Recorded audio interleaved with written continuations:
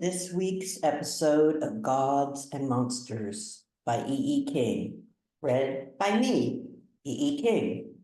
Each week, MetaStellar is releasing a new episode of Gods and Monsters, both in print and, for your listening pleasure, on YouTube. Thank you for joining us. And now, episode 26, Scent Memory. Last week, Jim investigated the history of the Lenape tribe. Pam confessed to River that she shot Wang Li Jun. River and Pam spent the night together. Chapter 77, River, San Francisco, 1985, Scent Memory. River is awakened by an insistent tapping. Pamela is gone. Blinking awake, he sees Huck pecking at the window. He blinks again, twists out of bed, and opens the window. Huck flies in, cawing indignantly. "Oh, hush," River said, throwing a few peanuts at Huck. Huck flucks up his wings, shakes his head, and hops to the glass beside River's bed for water. River looks down at the twisted bedclothes. They lie like a topical map under the harsh light of the sun. River buries his face in the sheets. They smell of Pam. River sprawls naked on the bed, wrapping himself in her scent. It's better than chocolate. Ever since River first saw the small white baby, cold and beautiful as a moonbeam, he has felt apart, marked, alone. That is why it's never surprised him to hear ghosts in the wind. That is why it is no surprise now to find himself alone again, with only Huck for company. Huck and the fragrance of Pamela that clings to the bedding, sweet as love, enduring as memory. Chapter 78, River, San Francisco, 1985, Brothers.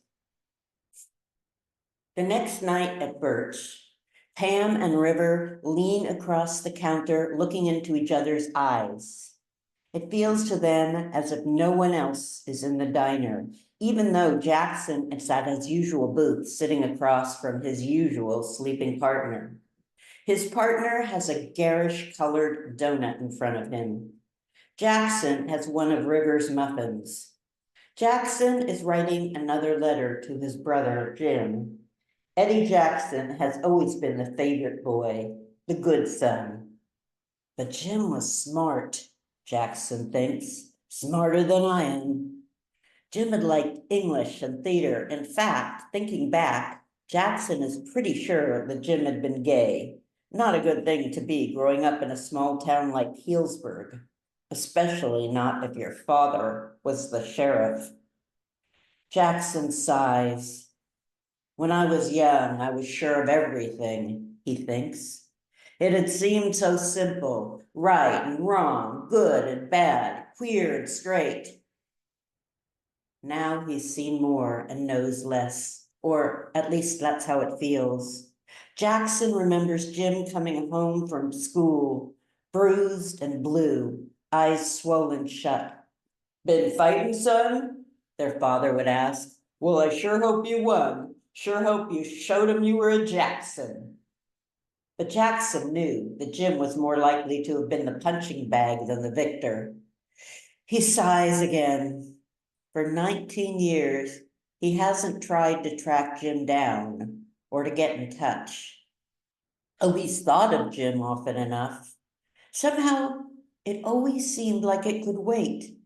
But just a single bite of River's muffins, and suddenly it felt urgent. As he swallows, he can hear his brother's on-spot imitations of Mr. Meggers, the Dean of Boys, or his father on a rampage. Just thinking about it, Jackson smiles. He's written to Jim twice now. The first letter was returned, But this time he's pretty certain he is the right address. Wasn't hard for Jackson to track him down. After all, he is a policeman. Jim lives up in the Catskill Mountains. Odd, Jackson thinks. I'd never have pegged Jim for a country boy. He can still see Jim's miserable 9-year-old face when their father insisted they go hunting. He can hear Jim crying when they shot a deer, hear their father telling Jim not to be such a goddamn sissy. I invited my brother to come visit, Jackson says. Hasn't seen him in almost forever. That's nice, says Pamela, as if waking from a reverie. Families should be close, if they can. Chapter 79, Jim, Green, New York, 1985. Message from the past. I went to Green this morning and stopped by my post box. There's never anything there. I don't know why I keep it really, but today, out of the blue, I get this letter from Eddie. I don't even know how he found my address. But he's a cop. I guess he has his resources. He's in San Francisco. He's 52, got 2 kids and no wife. I guess no one's life is perfect. Seems he ate a muffin and thought of me.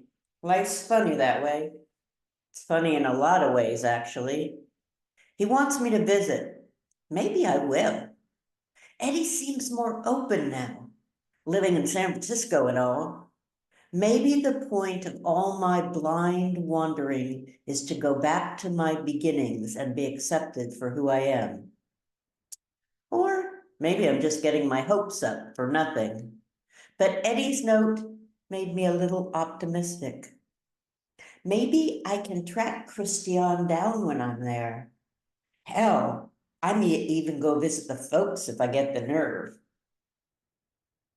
Chapter 80, Jim, San Francisco, 1985, Dutch Courage. Jim arrives in San Francisco at dusk, tired after the flight from New York. Outside, he is embraced by fog. He descends into the train for the trip toward Noe Valley. The car opens its glass jaws. Jim gets inside. There aren't many people in the train. Why, Jim wonders, do people always look so unhappy on subways? Unhappy and mean. No one ever smiles or talks. It's not that way on buses or planes. If aliens landed on a subway, they'd get a very unfavorable impression of our species. There are a hell of a lot of places that aliens might find disturbing. I should know. I've been to most of them. The fluorescent light turns the riders a sickly green. Jim is fatigued and nervous. He hasn't seen Eddie in years. Soon, they'll be face to face. Exiting into the night, the fog digs tiny moist cat paws into his back. He shivers. It's early still, barely dark. Eddie lives just over the hill from the Castro. Maybe, Jim thinks, a drink will warm me, give me a little courage. A cab drives through the night, headlights illuminating the mist. Taxi, Jim calls. He wanders into a small, warm bar in the Castro and orders a scotch. He talks to no one. He needs to be alone with his hopes and fears. After an hour, dry and heated from within, he leaves, wandering the narrow, winding streets for several hours. The city welcomes him in a wet, cold embrace. He's never been here, but it feels like home. Due to the lateness of the hour, the stores are closed. Only one, the Mystic Eye, is open. Jim looks at the window display of crystal balls and tarot cards. He examines the small, rough figures of wolves and birds. I could sell my stuff in here, Jim thinks. He has a few totems with him. They fit right in. It feels like an omen, like a shooting star, like a lover's greeting. He pushes open the door and walks in. The shop is empty, small and spare. From across the room, something calls to him, beckoning with tiny rainbow fingers, glistening like a frozen tear, delicate as a kiss.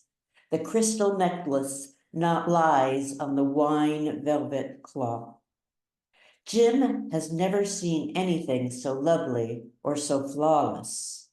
His breath catches in his throat. He holds it in his hand. It's out of his price range. There's no way he can afford it. There's no way he can walk away. Something in the manner the colors interweave weaves around his soul. If he had remembered Amimi's warning, perhaps he would have thought of the perils of perfection. Perhaps he would have considered the hazards of hope. Invisible flaws are the most dangerous, Ryo whispers in Jim's ear. But for once, Jim cannot hear him. He is caught in a net of rainbows and desire. Looking around, Jim pulls a flying crow and 2 wolves from his bag. The crow's wings are fashioned from triangular hinges that flap gently. The wolves race on twisted screw claws. Silently asking for forgiveness and understanding, Jim scoops the necklace into his pocket. Mouthing a small benediction, he gently places the 3 totems on the cloth and departs into the night. He doesn't realize that from his open bag, the book of totems has slipped onto the floor. As he opens the door, stepping into the night, its pages rustle like a warning. Jim walks into the darkness, the crystal burning in his pocket like a promise. From behind the burgundy curtain, Asia smiles. Join us next week when Jackson stands in the doorway, wind whipping round him like a cloak. His eyes are wide and unseeing. "We found another body," Jackson says. He's swaying as if he has no center, as if he might fall at any moment and never arise. Thank you for joining us. See you next week. Bye-bye.